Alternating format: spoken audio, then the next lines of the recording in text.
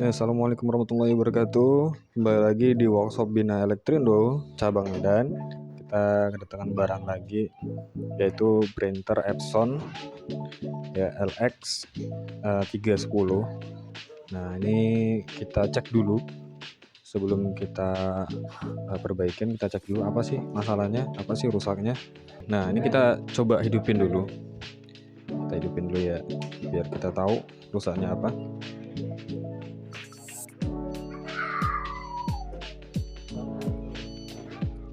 Oke, nah di sini semua lampu itu ngeblink ya, ngeblink atau semuanya hidup.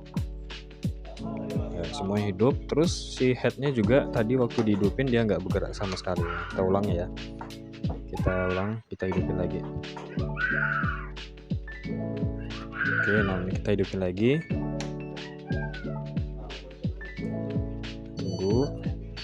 Nah, ada suara dari buzzernya ya, lalu semua lampunya ngeblink ya, dan si headnya ini nggak bergerak sama sekali ya, karena biasanya kalau printer ini Epson LX310 ini kalau kita hidupin di awal, si head ini pasti akan bergerak ke kanan kiri dulu ya, baru nanti dia ngarahnya ke tengah seperti ini.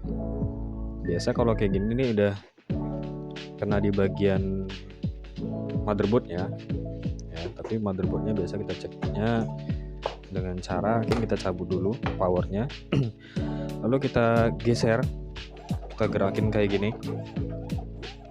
Nah, biasanya kalau kita gerakin kayak gini itu lampu yang ada di sini tuh hidup ya, lampu indikator semua ini biasanya hidup ya. Nah, ini enggak sama sekali, berarti ada masalah di bagian motherboardnya ya, karena lampunya sama sekali nggak hidup kalau kita ke kanan kiriin kayak gini.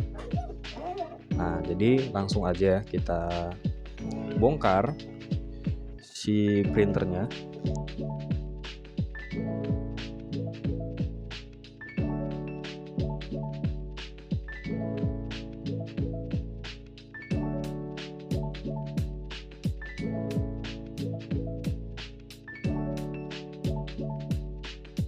Jadi inilah isi dari printer Epson LX310. Nah, biasa motherboard itu ada di sini ya, di bawah dari si tombol. Nah, ini kita buka dulu tombolnya.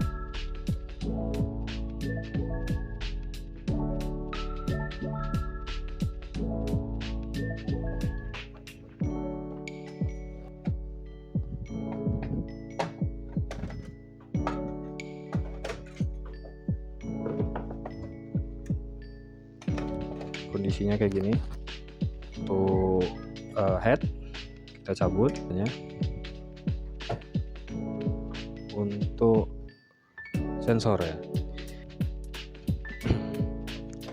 Nah, tadi rusaknya itu kan ketika dihidupin dia langsung ngeblink.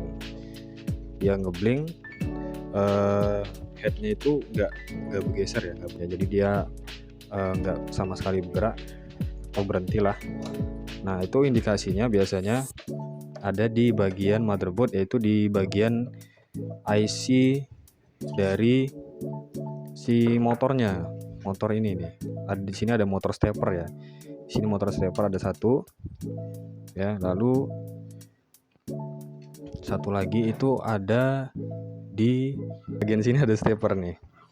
Ya, jadi ada dua stepper nih. Nah, kalau dia ketika kita dorong seperti ini, kita gerakin ke kanan ke kiri si tombol tadi, di bagian tombol tadi ada lampu ya, lampu indikator. Nah, kalau itu nggak hidup biasanya bagian kontrol untuk steppernya yang bermasalah. Nah, jadi kita cabut dulu ya, cabut dulu.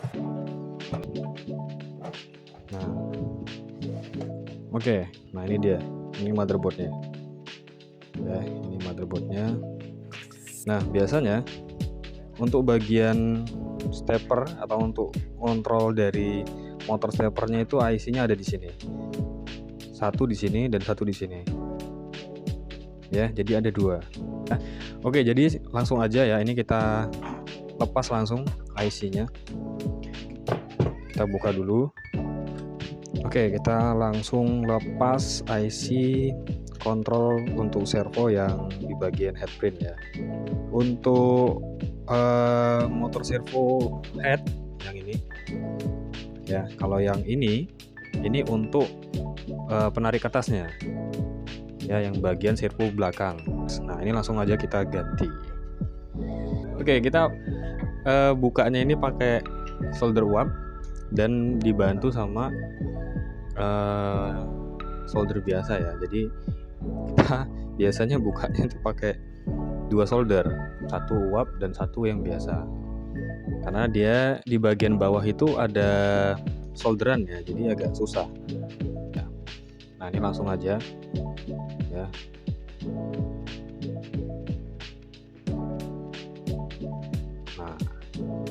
Nah, biasa kita kayak gini ya. Jadi pakai 2 solder, 1 pakai yang uap, 1 lagi pakai yang biasa ya. Nah, saat pemasangan juga kita lihat ya, kepala dari pin satunya tuh di sebelah mana, jangan sampai kebalik. Karena kalau kebalik dia ya capek masangnya, error lagi. Karena nanti jadi ngerambat, rusak, nggak jelas entah kemana-mana.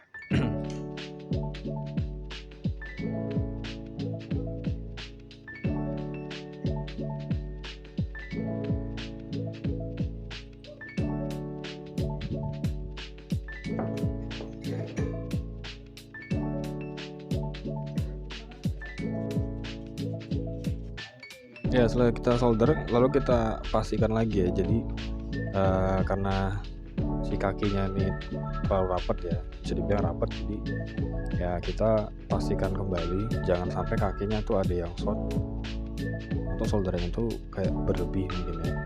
Jadi kita cek lagi ulang, karena ditakutkan kalau misalkan terjadi short malah nanti merembet ke yang lain. Oke, jadi kita udah ganti IC drivernya dari si untuk si driver head ya, yang sebelah sini tadi ya, ini udah kita ganti ya. Jadi sekarang tinggal kita pasang aja guys.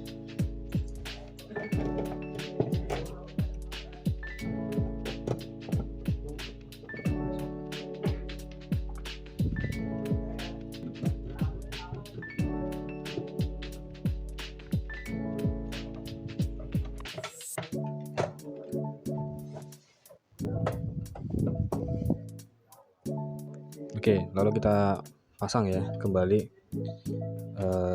soket-soket kabelnya. Oke, nah lalu kita langsung tes aja dulu, jangan langsung dipasang ya, karena takutnya nanti nggak pas, jadi bisa kita ulang soldernya. Oke, pertama kita cek dulu ya dengan cara seperti awal tadi saat pengecekan printer, yaitu kita gerakkan dulu ini ya, headnya kita gerakkan ke kanan kiri. Nah, nanti si lampu indikator yang ada di tombol ini akan menyala ya. Nah, seperti ini. Nah, ini kalau begini berarti sudah aman ya, tinggal kita coba hidupkan.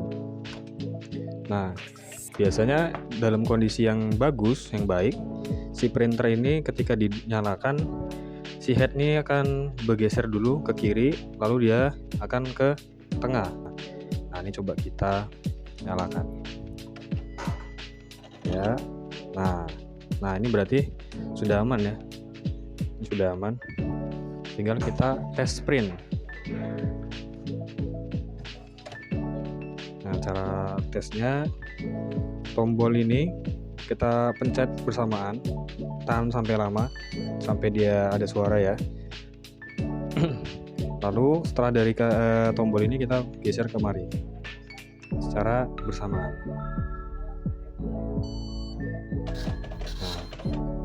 Sorry. Nah, kita jangan lupa buat masukin ininya ya, tintanya. Kita pasang tintanya. Nah, kalau udah gini tinggal kita next tombol yang ini ya.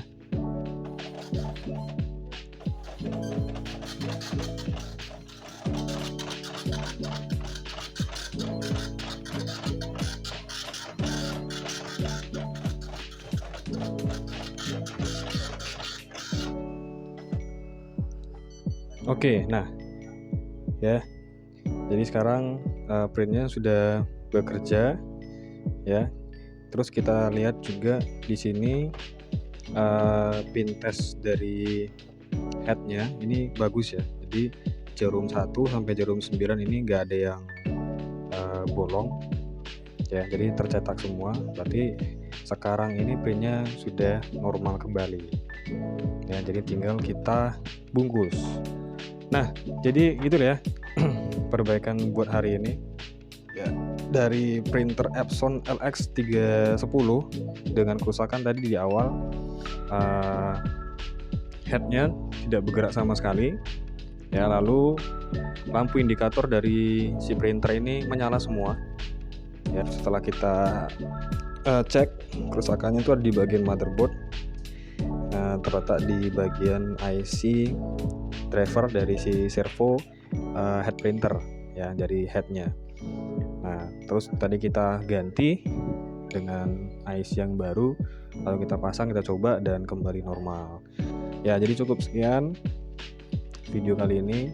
Jangan lupa untuk bantu kita biar supaya kita rajin-rajin buat video ya. Kita buatin video-video tutorial lainnya dalam perbaikan printer maupun alat elektronika lainnya ya. Bantu follow-nya, komentarnya, like-nya, dan share-nya biar kita semangat buat ngembangin akun kita ya. Terima kasih. Assalamualaikum warahmatullahi wabarakatuh.